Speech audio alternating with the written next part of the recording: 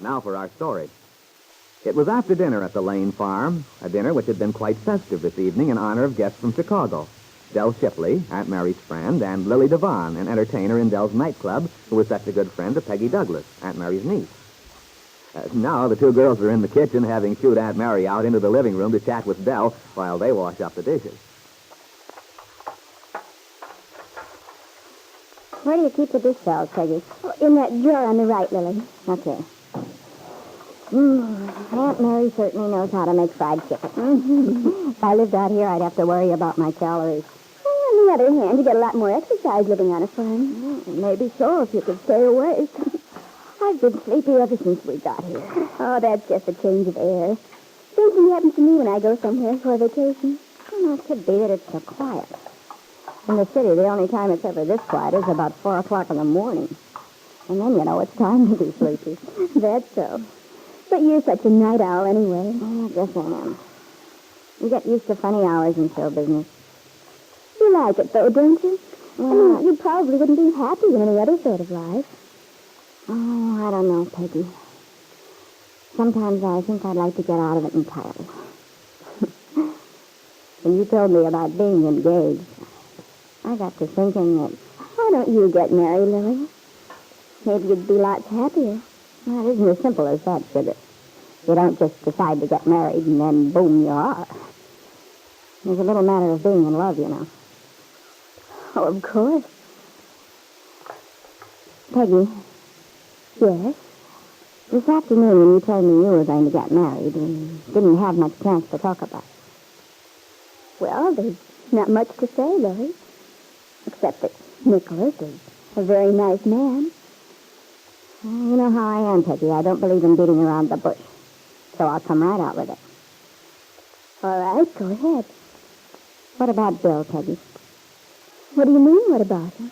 Well, you're marrying Nicholas Dorn. Does that mean that you and Bill... Bill and I are good friends, Lily. But, well, he has his own life. And I have to have mine. I'll admit lots of people don't approve of my marrying Nicholas. But I'm sure I'm doing the right thing. And that's all that matters, isn't it? Yes, I guess so. You'll like Nick, Lily. He's a very fine person. It must be, or you wouldn't be sold on him. So while you're here, maybe you and Randy and Nick and I could double date. Randy's wonderful.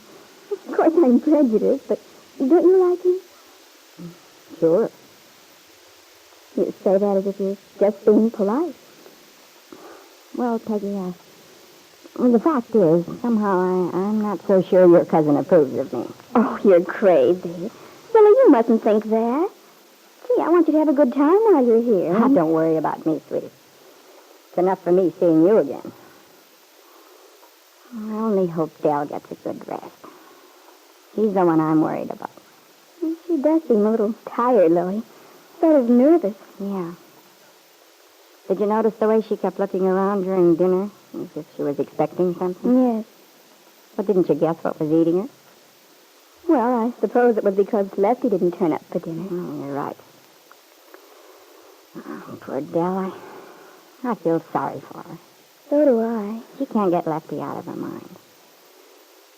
And I don't think it'll ever do her any good. Oh, it's strange the way Lefty acts about Dell. He's always been kind of stubborn, but I've never known him to hold a grudge for such a long time. Oh, sugar, it's a long story. You mean you understand why Lefty feels the way he does about Dell? Why he won't forgive her for whatever he thinks she did? I think I do. Well, I wish you'd tell me then. I can't tell you, Peggy. But Lefty has a reason. Maybe you'll understand it someday. Lily Devon couldn't tell Peggy the truth. That it was Peggy herself who stood between Lefty Larkin, her father, and Dell Shipley, the woman who loved him. Because Peggy didn't know Lefty was her father. In another room at that same moment, Aunt Mary and Dell were occupied with the same problem. The problem of Lefty's stubborn attitude. I did so hope Lefty would turn up for dinner tonight, Dale. I'm terribly sorry he didn't. Oh, I hope so, too, Mary. But I didn't really think he would. If only there were some way that... So do I. But I'm afraid it's hopeless, Mary. There are things about my relationship with Lefty, I've never told you. I couldn't. But if you knew, well, you'd see just what a tough proposition I'm up against. I've always realized there must be some very deep reason. Something which happened between you two to cause such a terrible misunderstanding. But even so, if two people have loved each other, they should overcome their differences somehow. That's the way it ought to turn out. But we're both old enough to know things don't always turn out the way they ought to. I don't know about that, Dell. Perhaps I'm the eternal optimist. I can't help thinking things do turn out for the best if a person does what he knows to be right and has patience enough to wait. I've waited an awful long time for Lefty to come to his senses. And the way it looks now, I'm afraid he never will. Dell, I've an idea. Yeah? Well, I've been wondering about that plan we talked over this afternoon. Yes, Mary? As I told you, it seems to me you're just the right person to get that sort of place underway. A place where the young people could go. And there ought to be some way to make it practical financially. Perhaps.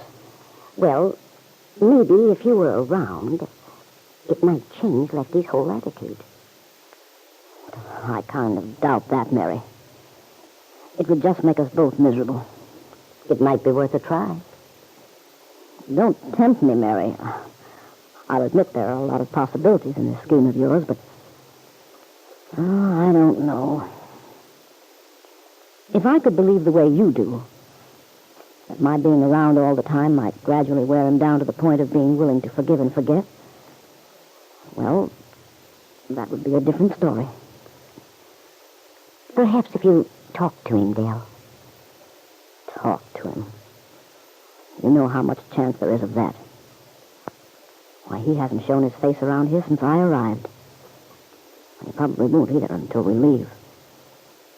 Well, I won't try to persuade you, Dell. You'll have to do what seems best to you. I am unhappy about it, though, for all our sakes.